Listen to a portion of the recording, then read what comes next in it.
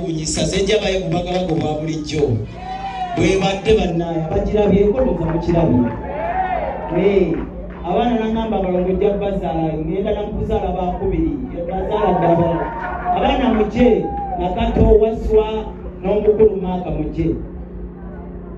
mujje tuyimirireko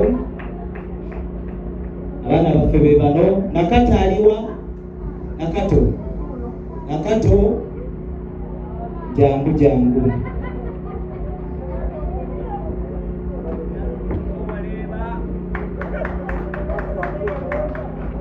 Waswa aliwa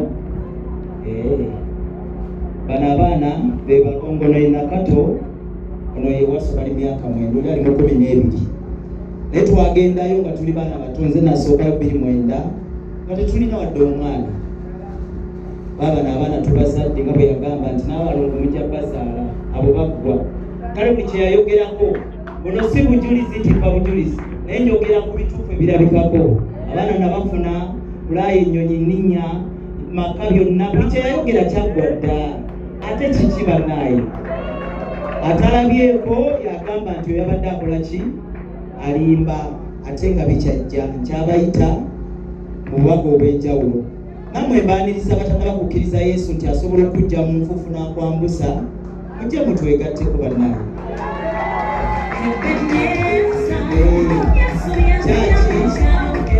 kyaki esangibwa ku 2 na Bisamerika kandi buli omu amuwulira abamutya mu mutya olweyo bye muwulira abantu bye boogera naye nze mmazeeyo emyaka 16 nagenda siina kyendi kati ndina kyendi abandabako ku biseera ebyo basobola okujulira awo gye nkulidde background yonna so nze wenyimirira ne baŋŋamba kiki sewakana segulumiza sewamalala ŋŋamba omusajja wa Katonda na Bisamerika kande yansabira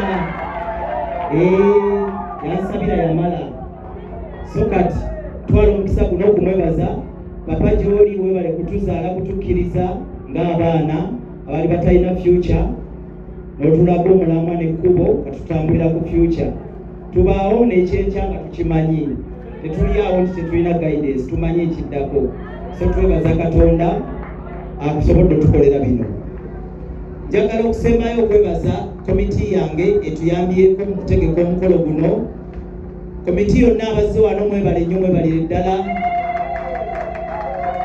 babaddewo okuva ku lunaku olwasooka mu introduction babaddewo mu buli kimu kyonna njagala okwebaza emperekeze zaffe bambi mwebale kutuyirawo mubiri batubeereddewo ennaku 3 nga basulawo bweru tusula tukola practice bambi batubeereddewo mukama kibabalire bannaaye lastly njagala okwebaza mikwano gyange mwenna Super 14 mwebale nnyo mwebalire ddala Katonda mpadde abantu ab'omugaso kubanga ne mani kodi yangambo jasanga abantu abamatali nga mu bulamu bwo bokka abakugattako era Katonda baleeta abatangatta kunula babajjawo so nebaza abantu abo bonna be mulabye abazze wano mikwano gyange gingattako zatangattako sibeera naye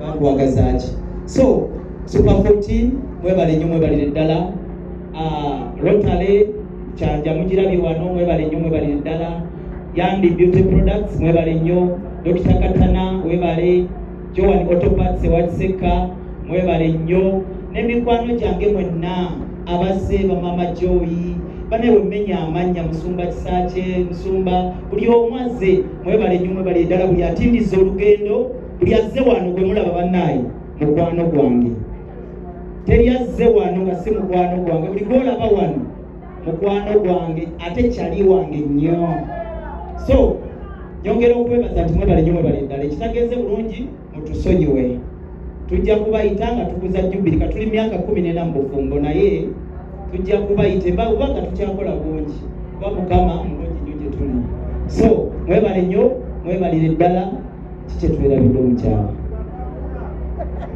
bonna babadde ku service provider mwebale abafumbi babouncers omukolo gukyagenda mu maaso paka so mwebale nnyo abamawulire mwenna babaddewo mwebale nnyo mwebalire ddala abakameras mwebale nnyo mwebalire ddala na buli atindiza olugendo saawa eno njagala okusembyayo ebigambo bino tinsaba mukama eyabaleese enkuba ebadde etonya buli lunaku naye leero twamusabye nti Mukama enkuba gikwatemu.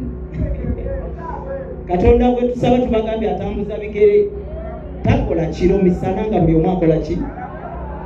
Amuwakanya nga yeeyimirira mu maaso gaffe ng'alaba ekiddako. Katonda waffe banaye tumwesiga, tetwekweka bbali.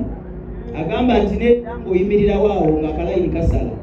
Tukitegeera. So Katonda waffe tumwesiga, era bw'oba oyogere tuba twogera twogeza buvumu. Naye bw'oba otwesimbamu tugamba yimirirawo tulabe banga kiriyo n'amalawo awo. Kuba Katonda gwe tusaba mulamu. Ono Yesu wanake kakande gwe twogera katannamugezesa jangu olabe. Muliro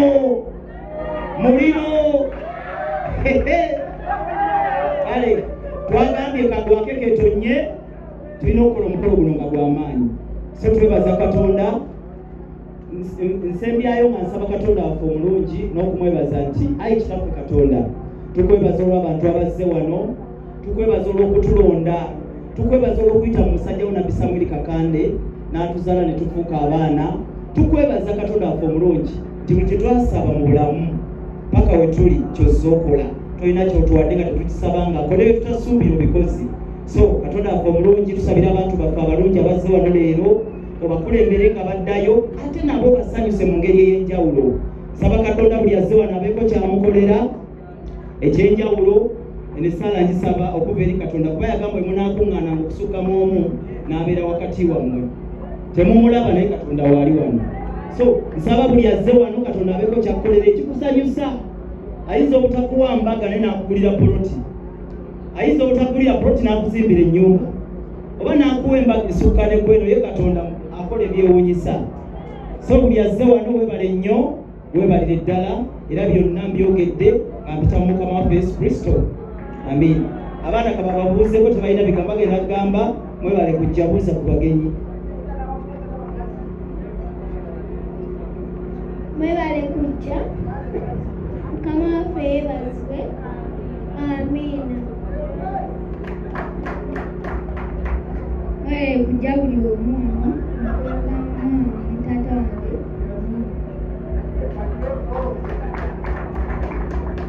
Mwebale kujja.